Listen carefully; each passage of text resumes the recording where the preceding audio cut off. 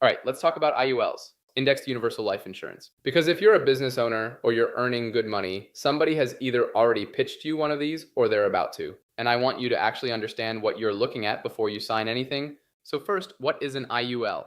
At its core, it's a permanent life insurance policy with a cash value component that's tied to a market index, usually something like the S&P 500. The idea is your money can grow when the market goes up, but you have a floor, usually 0%, so you don't lose when the market drops. Sounds great on paper.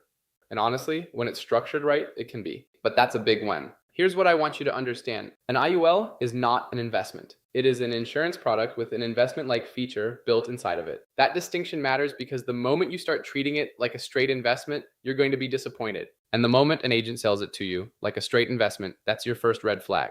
Now let's talk about how it actually works when it's structured properly, because this is where it gets interesting for high earners and business owners specifically. When an IUL is designed correctly, and I mean deliberately overfunded, low death benefit, maximum cash value accumulation, it can do some things that other vehicles can't. Your cash value grows tax deferred. You can access it through policy loans, tax-free in retirement.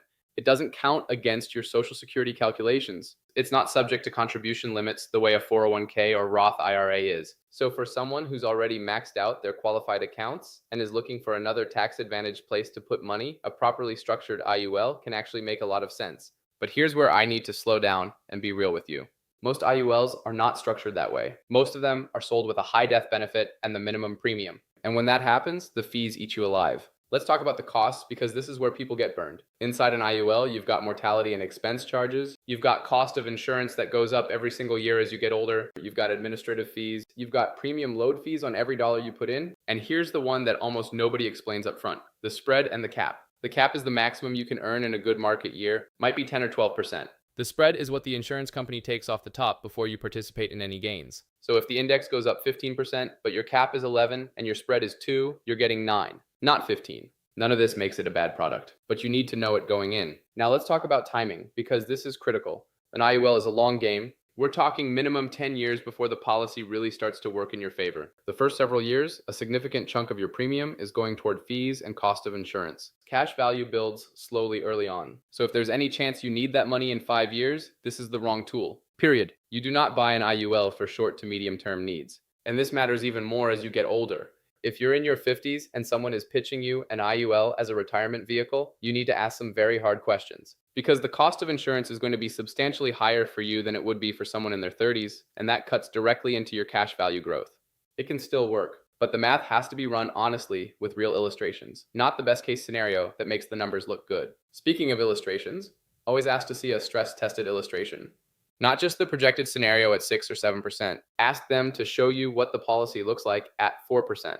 Ask them to show you what happens if you miss 2 or 3 premium payments. Ask them to show you what the internal rate of return actually is after all fees across 20 years. If an agent gets uncomfortable when you start asking those questions, that tells you everything you need to know. Now let's talk about alternatives, because an IUL is not the only option and it's not always the right one. If you're a business owner looking for tax advantage growth, you might want to look at a cash balance pension plan first. The contribution limits are dramatically higher and the tax deduction is immediate. If you want permanent life insurance with cash value and you're more conservative, a whole life policy with a mutual company has more predictability. You know exactly what you're getting, there's no cap and no floor drama. If your primary goal is pure investment growth and life insurance is secondary, a combination of term insurance and investing, the difference in a brokerage account might actually outperform an IUL over the long run, depending on your situation. And if your estate is large enough, there are ILIT strategies and other advanced planning tools worth considering.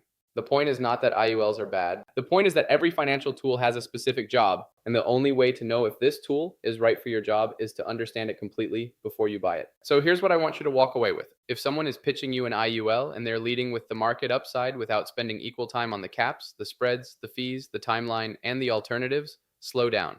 Ask more questions. Get a second opinion, because a well-structured IUL for the right person at the right time can be genuinely powerful, but a poorly structured one is an expensive mistake that takes years to even realize you made. Know what you're buying?